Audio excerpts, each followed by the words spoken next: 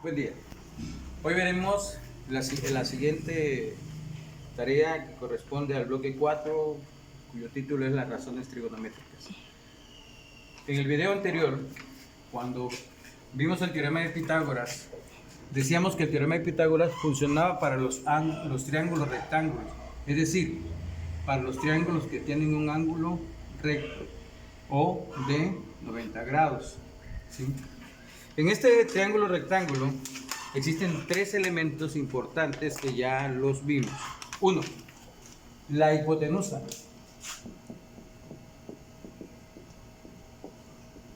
que en su caso es C minúscula, que corresponde al ángulo C. Y existen dos catetos, ¿sí?, que le vamos a llamar a cada uno de ellos, ya sea el cateto adyacente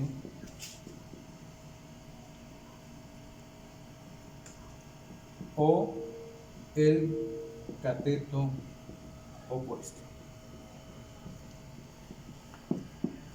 ¿Cuándo es un cateto adyacente y cuándo es un cateto opuesto?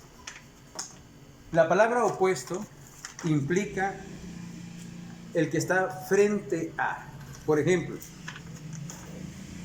la hipotenusa C se encuentra frente al ángulo C. El ángulo A tiene un opuesto que sería el cateto A minúscula, o sea, está frente a él. Y el cateto B tiene también un opuesto que sería B minúscula. Los ejercicios que ustedes van a hacer, que son de la página 104, los ejercicios 1 y 2, le piden localizar en cada uno de ellos los catetos opuestos o los catetos adyacentes. Es decir, veamos del ejercicio 1 el inciso A. En el inciso A aparece una figura de esta naturaleza. Inciso A. Y marca este ángulo, el ángulo A,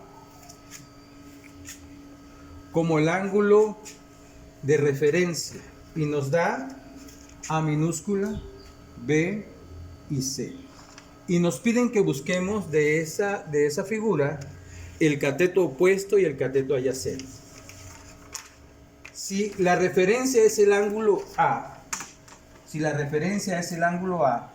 opuesto al ángulo A se encuentra el cateto A.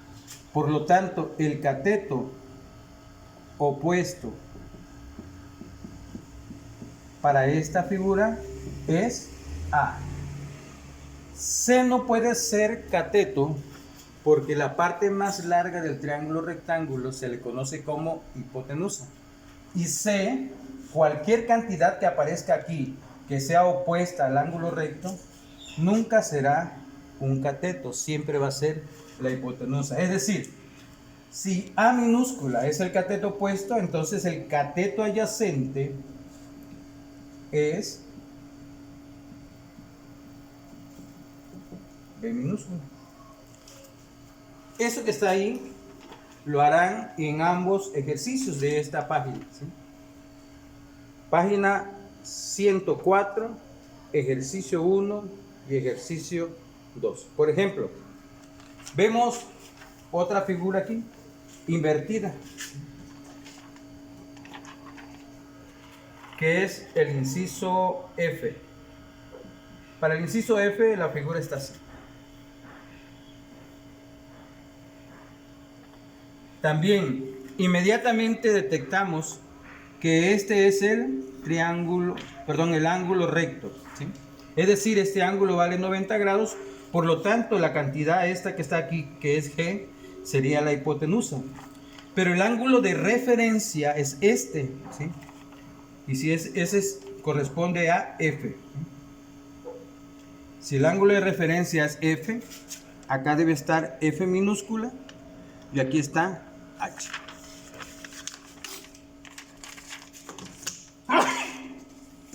Si el ángulo de referencia es F, opuesto a F se encuentra F minúscula. Por lo tanto, el cateto opuesto es F minúscula y el cateto adyacente es H. ¿Por qué G no puede ser? ¿Por qué G no puede ser cualquiera de los catetos? Porque es el lado opuesto al ángulo recto y por lo tanto es la hipotenusa. Un ejemplo más. Del ejercicio 2,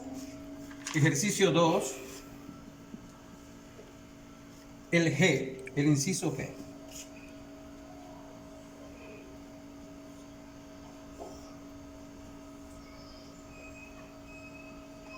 Este es el ángulo de referencia Z y aquí tiene 89, 80 y 39.